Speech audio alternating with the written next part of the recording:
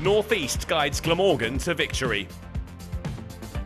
Eddie Byram and Colin Ingram produced a masterclass of batting to guide Glamorgan beyond Sussex's first innings total of 376, all the way to 494. The lead, a healthy one, and Sussex struggled earlier in their second innings, 89 for 3, the hosts on the hunt for a final day victory. Carter was back in the spotlight after his first innings 185 and had another big job on his hands, what Sussex would give for another huge score. He took them beyond 100 runs, but lost his partner soon after. Seifert charged Salter and Carlson took the catch. Another fell by the wayside. Ibrahim trapped in front by Nisa for 5, with Sussex still trailing by 2. Delray Rawlins grasped his moment. With back-to-back boundaries off the bowling of Ingram, he took Sussex into a lead. At the very least, Glamorgan would have to bat again. Carter kept going, and with a single off Ingram, he went to 50, scored off 110 balls. Back-to-back landmark totals for the Sussex number 4. Rawlins was batting aggressively, scoring at more than a run a ball. Defiance from Sussex. The early fragility made way for a showing of resistance from the 6th wicket pair, worth 50 half an hour before lunch.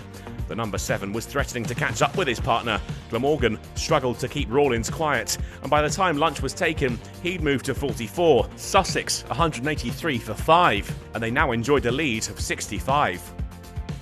Rawlins swiftly moved to 50 after the break, a single off Nisa enough to get him to the mark after facing 73 balls. Still, Sussex stymied the Glamorgan attack. The pair had added 100 runs together when Galvin's delivery flicked Carter's pads, who then added another boundary to his growing collection to move Sussex into a 3-figure lead. He'd fall on 83, sweeping Ingram straight into the hands of Nisa, the linchpin dealt with by Glamorgan. Suddenly the hosts were on the charge. Rawlins bowled by Galvin for 57, resistance broken, the victory chase was back on. Their grip tightened, Crocombe out for a duck, caught behind, another for Galvin. Lenham and Brooks did their best to dig in, but after 10 overs together, Nisa finally separated them. Brooks bowled for 8, Sussex down to their last batter. Hunt was the final man to fall. Nisa with a 3rd wicket, Byram with the catch, and Sussex all out for 258, meaning Glamorgan needed 141 to win in the final session.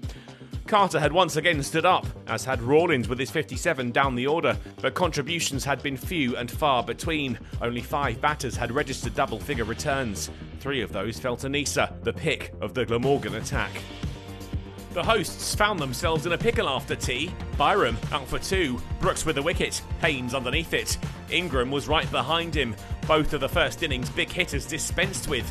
And then it was the captain's turn to trudge back. Hunt fired one through him. Lloyd out-bowled for 7. Suddenly, Glamorgan looked like they weren't interested in the win. The run rate dropped off a cliff. North East and Carlson looked to regroup. Their 50 partnership came off 90 balls. As they approached the halfway stage in their chase, North East started to hit out. 7 runs in a Lenham over saw them move to 66 from their target.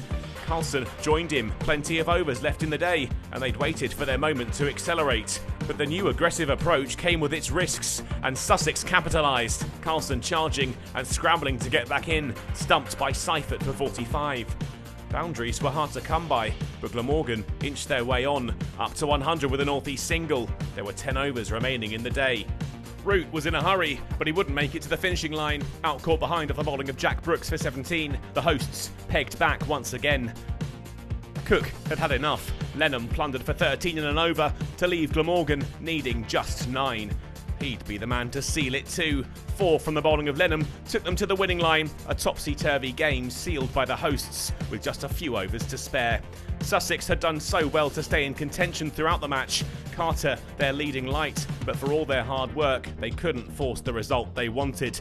That belongs to Glamorgan. The chase had looked straightforward. Sussex had made it difficult for them, but in the end, they'd been successful. Sussex will regroup and go again, searching for that first win of the season when Derbyshire travel to the first Central County ground in 2 weeks' time, while Glamorgan heads a new road to take on Worcestershire.